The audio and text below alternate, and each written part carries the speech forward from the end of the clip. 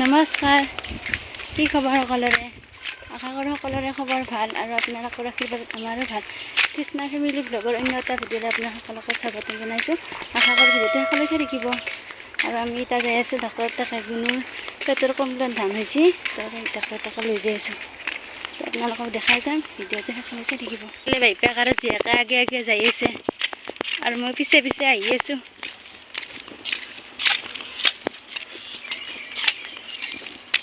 আমাৰ তাৰ পৰা অলপ খোজকাঢ়ি যাব লাগে, তাৰপিছতে গাড়ী পাম। আজি আৰু তামাম ৰ'দ দিছে।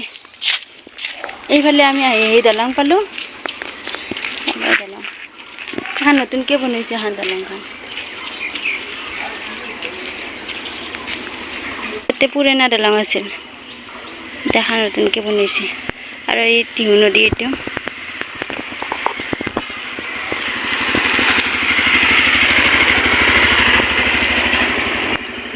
টিহু নদী।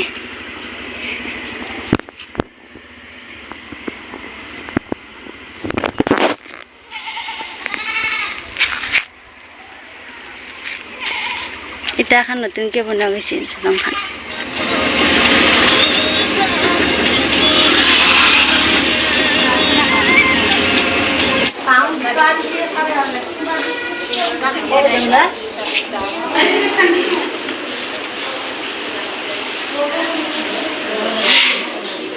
কৰা হৈ গ'ল, এতিয়া ডাক্তৰক দেখাওঁ।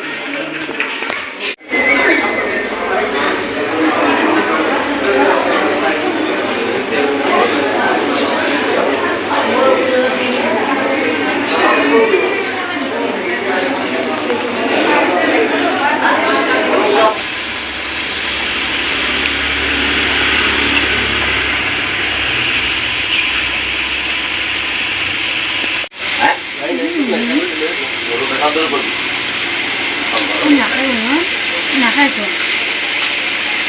ধৰে দিন 10 টাকা যায়।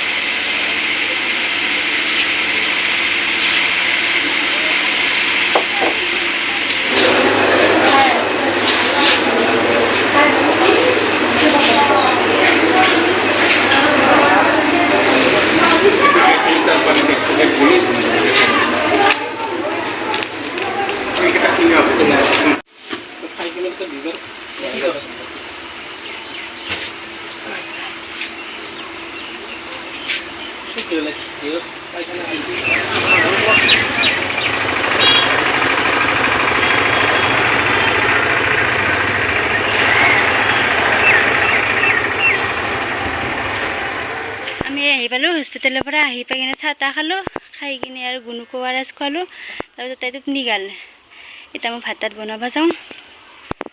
এতিয়া 8টামান বাজিছে, ভাত তাত বনাওঁ।